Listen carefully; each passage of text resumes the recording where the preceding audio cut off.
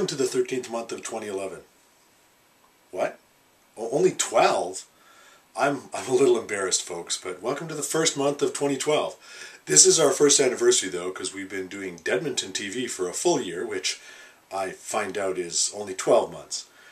We hope all you dEdmontonians and honorary dEdmontonians enjoyed the seasonal Yule festivities and the New Year's festivities that your cities put on. One of the things you may have seen in early December is that dEdmonton was missing from the indoor Santa Claus parade, despite the fact that our entry won Best Costume in last year with our Mummers Dance entry. Why, you ask? We figured that a Krampus-themed entry from us might cause a little more grief than costumes we've had in previous parades. If you're not familiar with the Krampus, he plays bad cop to St. Nicholas's good cop routine, and was artistically wiped away when Coca-Cola created the Santa Claus meme. You see, St. Nick would reward the good children, and the Krampus would terrorize the bad. A tall, hoofed, horned, and long-tongued demon, he carried birch switches to beat children or placed them in a woven pack on his back.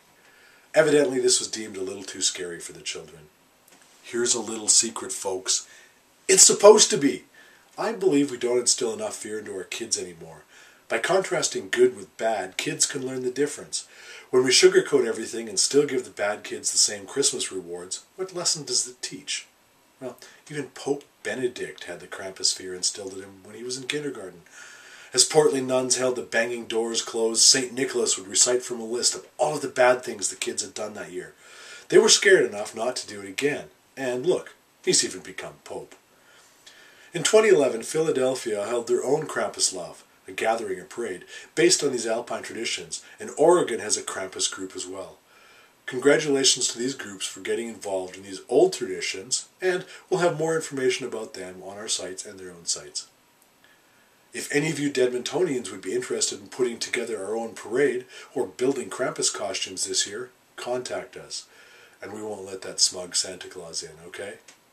Speaking of costumes, our friends at the Theatre Garage are moving. It's only going to be a few blocks east from their current location, but they'll have more traffic. This also means that they don't want to move everything that they already have in stock. So they're having a sale! Discounts on a bunch of things, and it's on until January 28th. Then they close the doors for just over a week and open up on February 6th in their new digs. See their website for more details.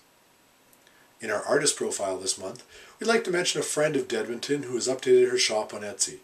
Rebecca, who many of you locals already know, has been creating medieval-inspired jewelry and accessories in her spare time, and has more of it up on her Medieval Mandrel Etsy store. If you haven't been there before, drop by and let her know you saw it on dEdmonton TV. Another artist that we featured before, including last year at the Calgary Comic and Entertainment Expo, is getting her own table there this year. You'll be able to see her freaky New Age dolls on Artists Row during the convention in Calgary from April 27th through 29th, and even be able to meet Jade herself. This also means we've got another spot open on our table because dEdmonton is going to be there once again, showcasing the horror, Halloween, dark arts, artists and business services that we feature here on the show and on the website. For details on how you can get your own product, or even yourself, in front of over 30,000 rabid sci-fi, horror, hero, and anime fans, contact us at info@dEdmonton.com or visit our promotion page linked below. Another item that we had in the event last year was the Haunted Canada Calendar. As you saw in our Creepmas episode last month, we're getting a larger representation of Western Canadian haunts showing up in the calendar. One of the things I was disappointed to learn, though, is that a few of the folks who sent in their entries and were included in the calendar haven't purchased one themselves, or for their families. No, this pumpkin isn't on that naughty list, so hopefully I won't have a Krampus visiting me this fall. Well, unless it's maybe to indulge in a pumpkin ale of some sort. We also mentioned that we're making a draw for a calendar to be sent out. Guess what? I was able to round up another one, so 2 of you lucky commenters are getting one in the mail. It seems that a couple gals in Arizona and New Jersey were the lucky winners, and their calendars should be arriving soon. Sometimes cross-border postal systems take a little longer. Congrats to both Dionysia12 and Joyzy Gal, and maybe we can find a way to get your pictures into the haunt, maybe an international edition of some sorts. Would you be interested? Well, you're getting photos ready for a calendar. We want everyone to dig through your videos too. You have until the end of January 2012 to submit your 4 to 5 minute video of your display, haunt, how-to, or walkthrough to be included in the Haunters Video Awards DVD set. If you saw last year's set, you'll know the work that Chris and Jeff Davis put into presenting your videos. If you haven't saw last year's DVD, shame on you. An event that's coming up in the calendar this month is the Halloween and Party Expo in Houston, Texas. We haven't been to this or any of the other cons yet, unfortunately, so I can't give you my recommendations on it. But one thing that's going to be worth going to will be Demon Boy, for those of you that are fans of their music. Demon Boy will be live and in person at the original Pumpkin Teeth booth, number 1902, from January 28th through 31st. Convention season is coming up, and we'll be keeping an eye on all of your posts and filling all of our calendars with the dates of the things, not only in and around Edmonton, but of interest to haunters everywhere. We'll have more information on the Canadian Haunted Attraction Conference and the West Coast Haunters Conventions, plus some of the other ones that are coming up this year, so stay tuned to dEdmonton TV and our website.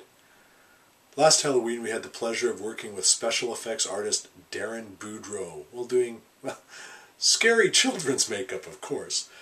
Darren had done special effects for many of the films from Chant Media, and they recently have posted a short behind-the-scenes clip of the making of Terror Massue. Proud to have the Chant Media team being more local and making Dedmonton what we are.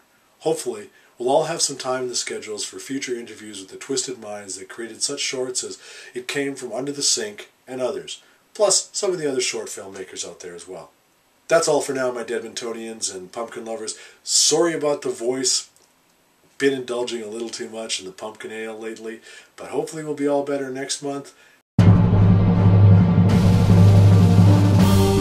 If you'd like to help out Dedmonton in any capacity, for example, we could possibly use a co-host or other members for our boards of directors, please let us know at info@dEdmonton.com.